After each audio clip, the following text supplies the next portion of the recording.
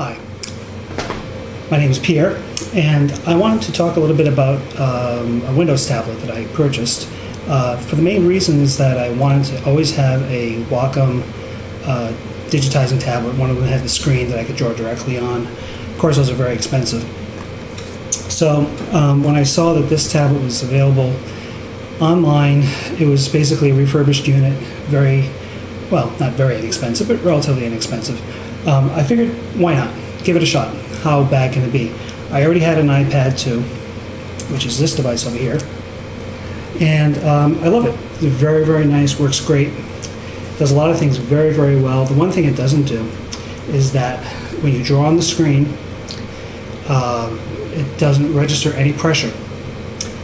That limits some creative choices. Now, the software that's on here is very, very good, and it has some nice options to sort of make the brush strokes, anything that you draw, start with a thin line, get thick, and end with a thin line again, so it kind of creates the impression of there being pressure. There really isn't. On the other hand, the Samsung tablet, it's a Samsung Ativ 500T.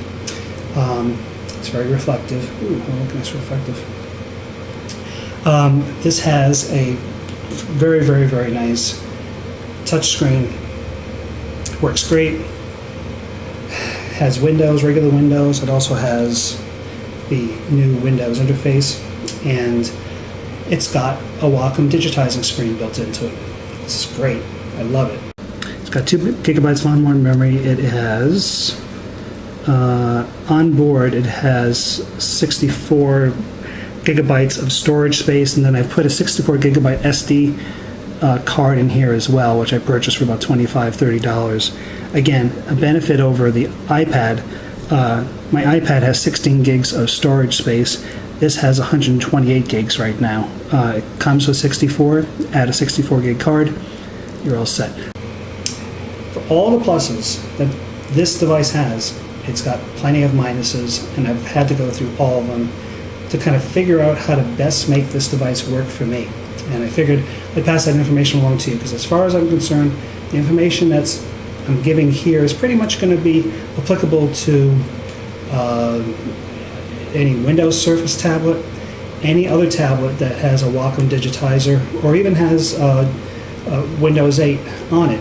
Not RT, not Windows RT, but Windows 8. Because one of the problems is that despite the fact that these apps work fantastic on the sort of I'm going to keep calling it Metro, because that's the name that I'm used to. I don't even know what it's really supposed to be called anymore, but one of its first releases was called Metro. On the Metro screen, these work great. On the Windows side, however, there's a couple of problems. One is that when you get into an application and you need to input text, the onboard screen doesn't come up automatically. This creates all sorts of problems, partly because, let's say you're in a browser, the browser comes up, it's Google, the search window's over here, or it could be up here as well, and you want to type something, you tap your finger or you tap your stylus, whatever you get, into the field.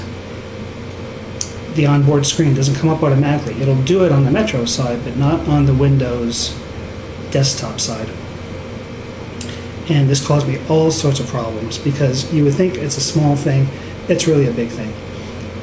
Don't get the Samsung keyboard that goes with this device, as far as I'm concerned, unless you really want to have sort of a laptop, tablet, pseudo device that, sort of should be the best of both worlds, as long as the tablet is slotted into the keyboard. If it's not, like I said, then the keyboard basically doesn't do anything. The best thing to do to solve all those issues is get one of these. Get yourself a Bluetooth keyboard.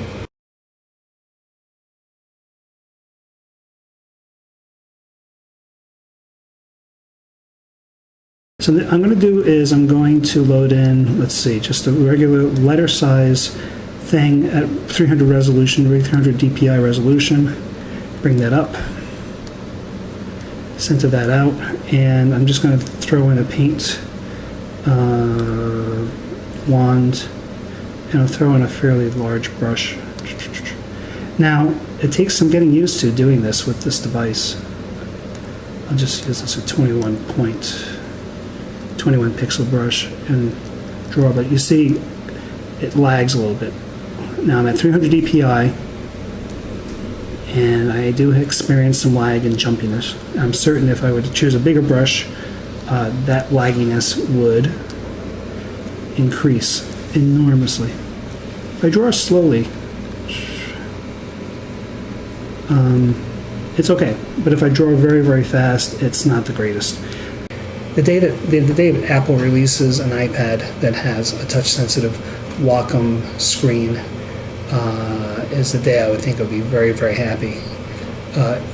That's the one thing that's limiting in my mind about it. This tablet kind of fills that gap very nicely and does it very, very well. Could it be more powerful? Sure, but it does it nicely. So that's it. Just now I'm going to get back to the regular review. I'm going to load up Art Rage Studio. Likewise, wonderful paint program, full windows, not that expensive. And this is really very, very nice also, and very responsive. What am I doing? I'm working in, let's see, let's just get my kind of everlasting oil brush up.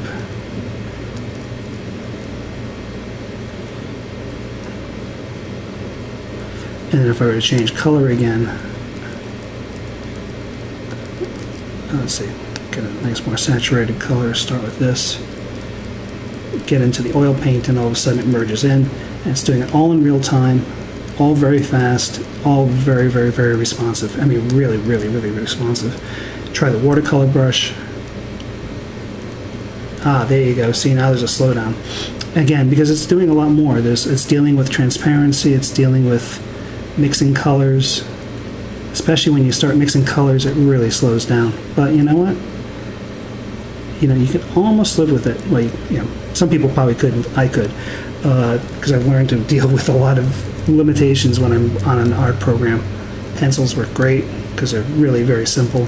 But you know, they have a nice little texture, respond. Very, very cool. So that's Art Rage. Works great as long as you're not doing a lot of complex stuff. But you know, the oil paint stuff works beautifully. Don't save. And I'm going to try and show you one more thing, and this is Project Dog Waffle, which is very cool paint animation software.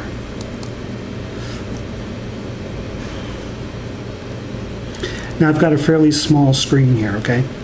This is probably NTSC video, HD video size screen.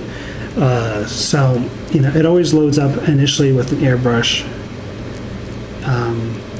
which is never terribly that interesting.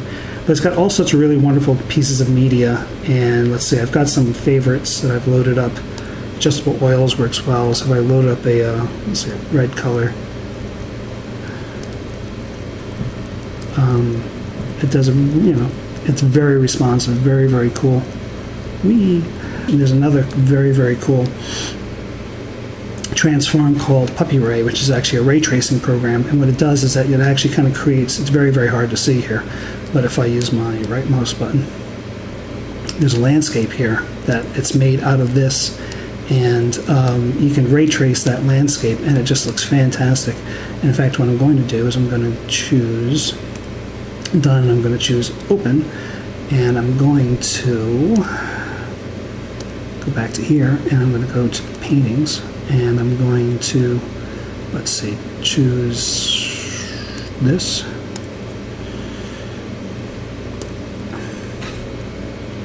And this landscape was made with